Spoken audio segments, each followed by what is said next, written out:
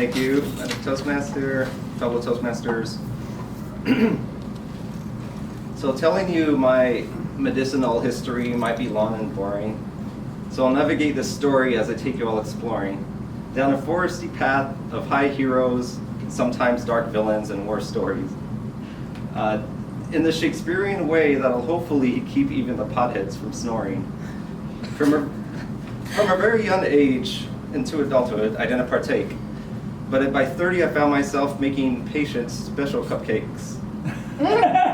In my 20s, I first found the benefit of getting baked. Less stress, more fun, creative bursts, less shakes. In 5th grade, the DARE cop chose me to give my school a speech on the dangers of drugs and especially the devil's weeds.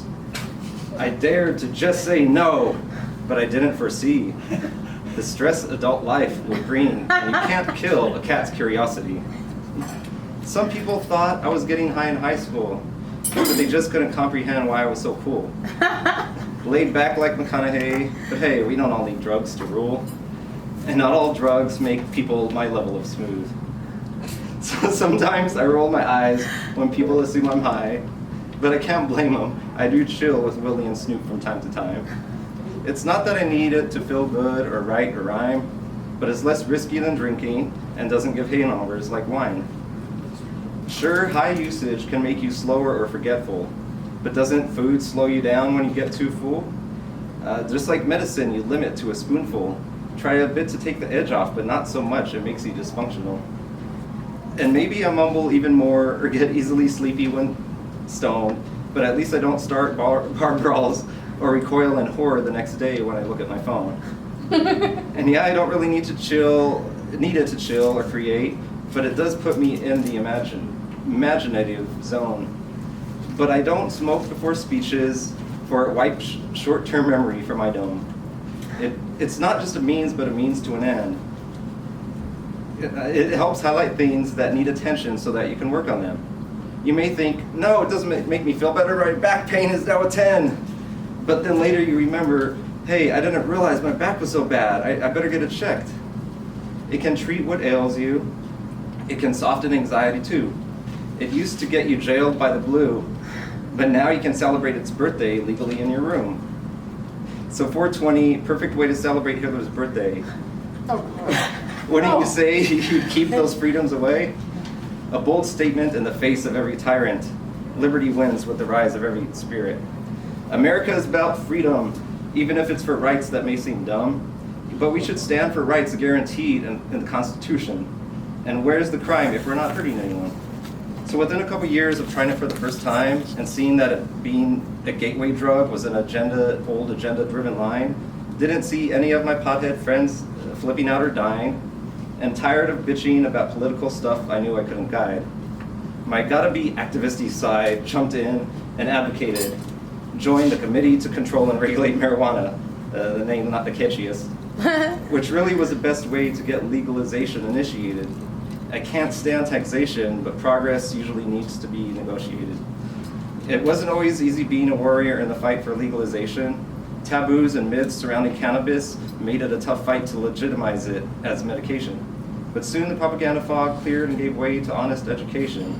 The reefer renaissance has been a step towards what this nation really needs, drug decriminalization. Know numerous friends who died as warriors in the legalization revolution, not from the herb itself, but it can be said they sacrificed their final years to finding a solution. Patients of medical MJ who still get harassed for their choice of medication, got harassed. The toughest story I witnessed go down my best friend's family, a tragedy rooted in a religious misrepresentation. While working with the CCRM, I ran into my best friend's dad, a surprise because he was like my strict dad by proxy, a Vietnam vet you'd better not mess with. He discovered the plant's wonders in helping his diabetes, but to the church and his family, this was a deadly sin. Excommunicated from being a church leader, as well as his family convinced he lost his way by the Mormon religion. Ostracized by all he built out of love, he fell into alcoholism and killed himself in a deep depression. I'm not blaming that belief system as a whole. There are plenty of good people and good intentions in LDS, but when it comes to shaming people into submission for their own choices, it's some very ugly BS. Religions have some good rules, and they have some that are a bloody mess. I just hope at least the rise of awareness brings the family some internal forgiveness to themselves and to John. May his soul be at rest. I'm not here to attack or advocate any religion. I'm no Rastafarian, but the first super advocate I met had the best idea yet. Reverend Jacques, the lively old man who inspired me with his Cannabis Sacrament Church, had beautiful ideas to present. It worked as many religions, including Christians, use herbal sacraments, though the law still pushed back while he kept pushing forward until his dying days, just as the war on pot started to end. So many others succumbed while fighting the good fight, like my friend Mason, who was harassed and jailed left and right, and Mark Daw, who always brought volcanoes, a magical device, and Gail Sacco, who led the activist front for the homeless, gone to cancer, which I knew when I got her medicine because the regulations kept her limited, quietly battled behind the scenes with all her might. Once I was arrested for changing lanes, basically without signaling because I had a nug in a container. They towed my car and told me to take it to the judge when I told them I had temporary medical papers. They laughed it off as armed robbery took place a block away and jailed me before I got a chance to even inhale the vapors. Snowballed into the worst jail time of my life, and I hadn't smoked that day. I hadn't even gotten papers. Having already been an activist, this strengthened my revolutionary will.